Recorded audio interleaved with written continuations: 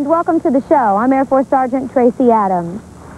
This month, our travels take us first to Chiriqui, the westernmost province in the Republic of Panama.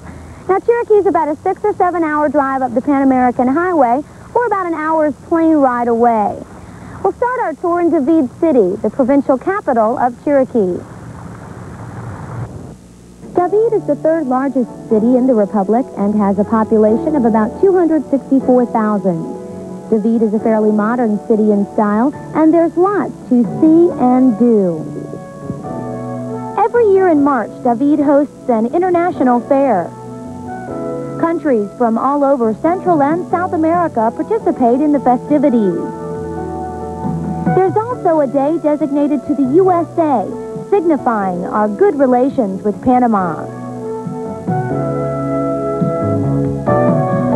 Most of the sightseeing spectacles are in easy range. Just an hour's drive north is beautiful Boquete.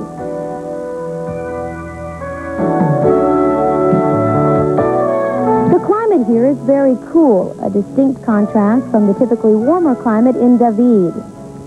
Boquete is home to the coffee plantations that produce the country's high-grown, hard bean coffee, the best for blending. Many of us enjoy a good cup of coffee in the morning to help us start the day. But just how does coffee get from the bean to the cup? Well, we toured a processing plant to find that out. But it doesn't start there. It starts in the plantation. Come on, we'll show you. The coffee grows here in plantations that span Boquete's beautiful mountains. It is all hand-picked by local workers and then measured before it's taken to the processing plant. Once there, the coffee goes through several classifications. First, it goes into a vat that separates the levels of coffee. The ripest, or grade A beans, go to the very bottom. Then it is sent to the pulpers. And after the pulp has been removed, the coffee goes into a fermentation tank. Here, the honey-like substance is fermented away from the coffee. From here, it goes to the pre-dryers, and then on to the dryers. Next, it is put into silos and stored until it is ready to be shipped. When it is ready for shipment, the silver lining, or pergamino as it's called, is removed, and the coffee is put into sacks and shipped. The coffee grown and processed here in Boquete rivals that of Costa Rica and Colombia, and it is definitely good to the last drop.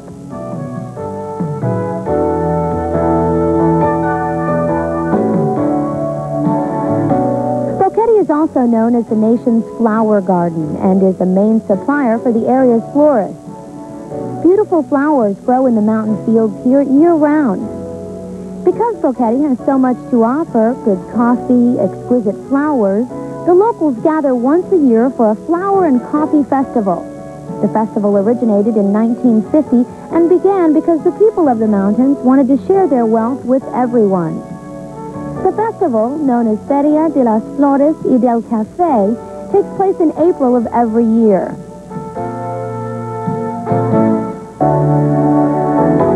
Here you'll find displays of the coffee-making process,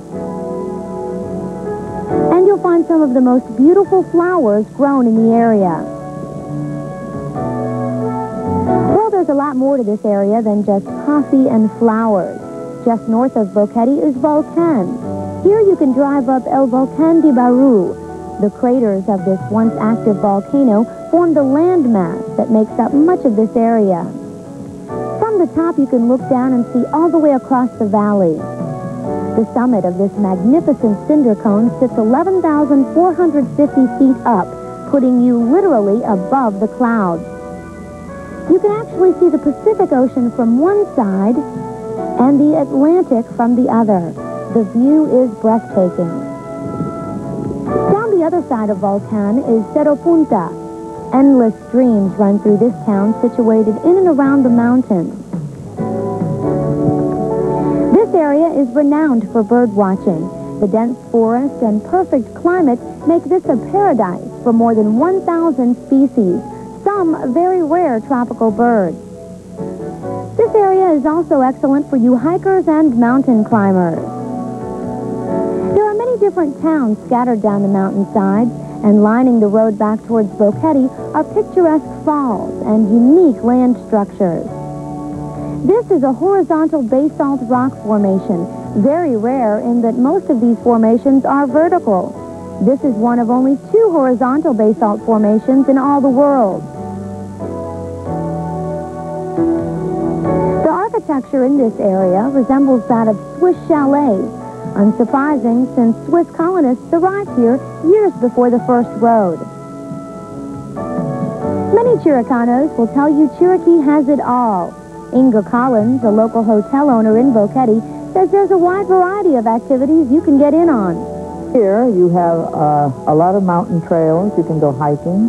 You can go horseback riding, bird watching. We have a lot of people that even come in scientifically because our ecosystems here have so much to offer these people.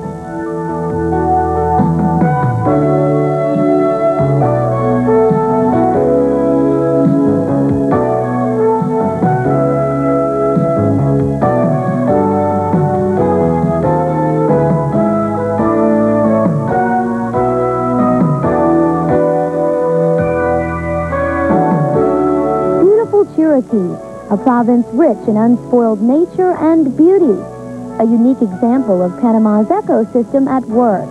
People reaping the benefits of a wealthy land, inviting you to share it with them.